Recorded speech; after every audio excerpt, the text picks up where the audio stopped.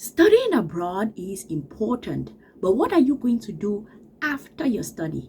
Is there a pathway to citizenship in this country? Is there a pathway to permanent residence in this country? Can you even bring your family along to this particular country? Those are the questions that we are going to be answering today. And I'm talking about from classroom to citizenship. Which countries actually give you a better return on this study investment? Because at the end of the day, studying abroad is very, very much an investment that you are making. Now, let us begin with Canada.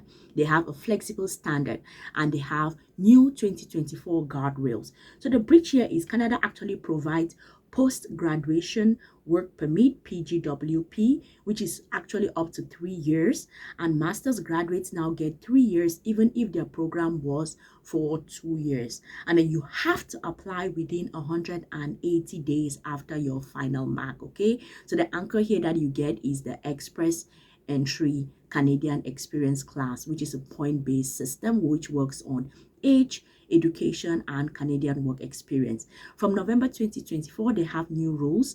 Language, you have the university grads need CLB 7, and then the field of study, non-degree programs must be an eligible field, and then biometrics are required every 10 years. So when you look at Canada, you are seeing like, okay, there is a pathway. Let us look at Germany. They have a fast track thing that they do. All right, you guys, I just want to take a minute here to tell you all about my database. My database has everything that you need as someone's trying to study abroad. It has scholarships, graduate assistantships, application fee of universities, low tuition fee universities. It has samples, SOP samples, research proposal samples, CV samples, and then it has scholarships for specific targeted people. If you have a low GPA, if you've been applying and getting a ton of rejections, or if you're a newbie to the world of scholarships, it has information for you. And most importantly, because immigration news is changing almost all the time, you need to stay updated. So it has study abroad news. You get up every morning, all you do is just go to that database and it has everything that you need. You can now just spend all your time applying and not trying to search for what is the latest and what are the latest scholarships. The link is below. Sign up for it. So for example, the standard route is like 5 years, and then they have the Germany graduate route, which is like 2 years. So the bridge that you get here after your studies is they give you 18 months, which is like a right to work any job during the search. Oh my goodness. And then the anchor you get is you're eligible for just 24 months of the skilled employment plus pension contribution. And then the price of admission, you have the German B1 language proficiency. Oh wow, they say without the B1 the fast track is closed, so you can fast track the process in case you can speak German. Okay, and then alternative, you can apply for the EU blue card, which is higher salary threshold with the B1 German language.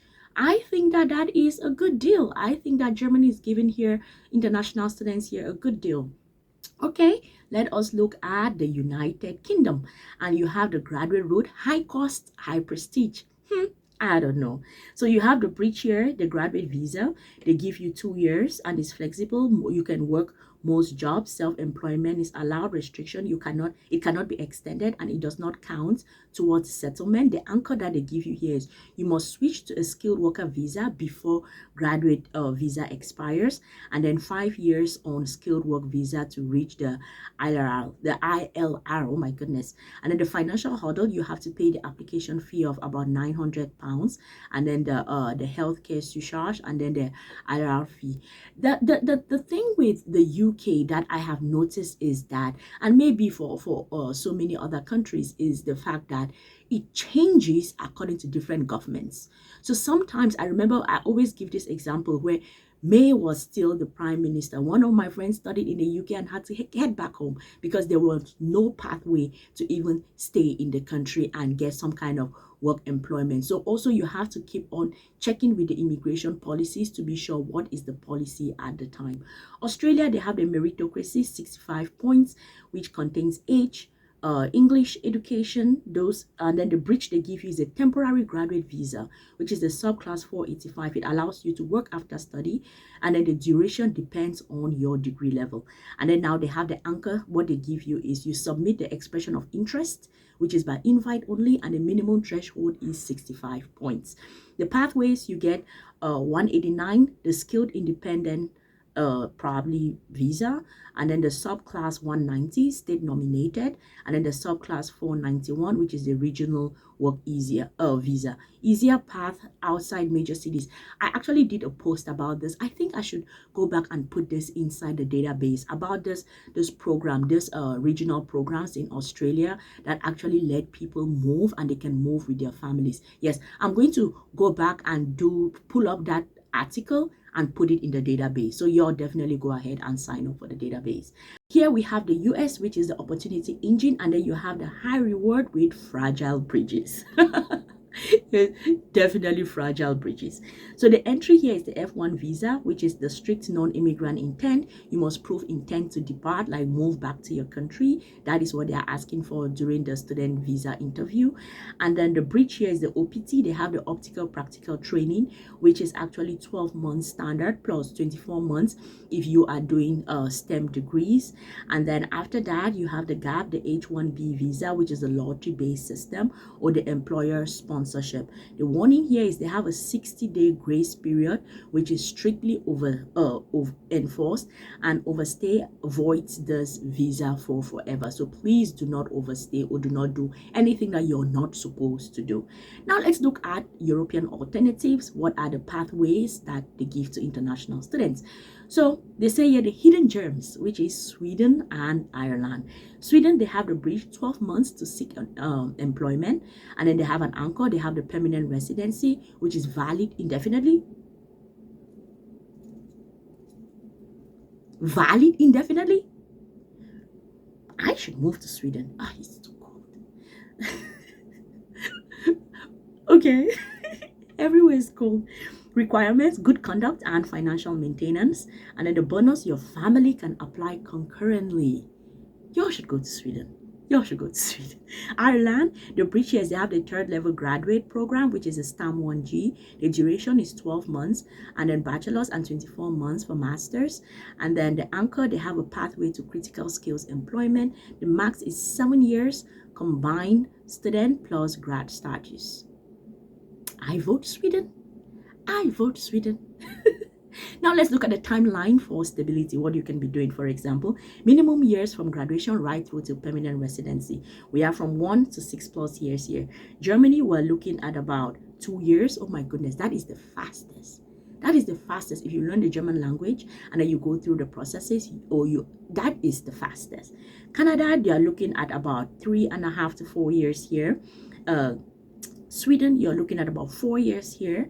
UK, you're looking at about 5 years here. US, you're looking at like 6+ years. So who is the winner? Germany.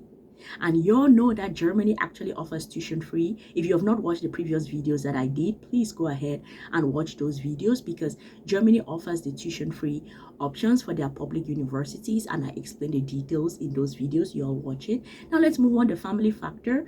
Sweden, you can bring your family. The UK, it is costly to bring your family. The USA, it is restrictive.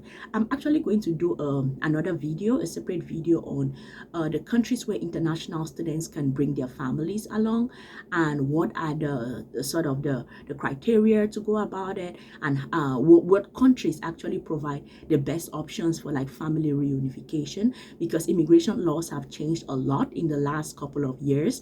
And if you look at a place like UK, they are practically allowing it just for masters and PhD students. So I'm going to do a video about that sometime soon. So let's look at the financial gatekeepers, the hidden cost. Sweden, you have to have that maintenance allowance. It actually, the maintenance money, it actually says it there. UK, you have the immigration health surcharge you have to pay. Canada, there are fees for it. USA, you have to prove that you must have enough liquidity. And then documentation, you have to have the bank statements to prove that. And then let us look at the critical disqualifiers that are just going to get you locked out of the system. Passport validity. if your passport is expired, they're not going to let you. And then the application windows, countries have specific application windows. For example, your Ireland is 6 months, Canada is 180 days, so you need to pay attention to that, because if you miss those, you are going to be out. Okay. Then the intent trap USA, if you fail to prove that you intend to leave their country when you're done with your studies, they are not going to give you that. And then health check, it is mandatory for applicants from Africa and Asia.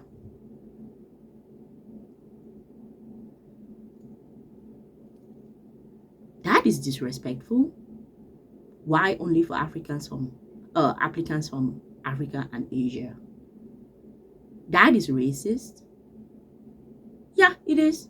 Just telling it as it is. It is actually. So which decision fits? Like, what should you do? What should you do? What are you looking for? What are your goals? Speed? Are you looking for speed? If you're looking for speed, Germany. You must learn, but the condition here is you must learn German. What is your goal? English pathway, destination, Canada and or Australia. But you need to have high points are required. If your goal is brand prestige, UK, USA, but there is high cost and high visa risk. If your goal is tech startup, you should aim for USA, Ireland, but the condition, you have the OPT STEM and the critical skills. So which one are you going to choose? Which country are you going to choose to move to? What are your goals? What are your goals as you choose to go study abroad? Because that is going to influence like which one based off of this video. So you'll let me know below, like which one are you going to choose? Thank you guys so much for watching. I hope that this was helpful. I hope you learned a thing or two about how this whole process of like what happens after you're done with your studies happens, and I hope that it gave you some insight. Please do also like the video. Let me know in the comment section, what did you think about it? Which one are you going to choose? Share it with a friend, a brother, a sister, an auntie, an uncle, anyone that you think that this is going to help, because at the end of the day, studying abroad can improve both our lives and the lives of our family members. Subscribe, turn the notifications on. I am going to see you all in the next one. Peace.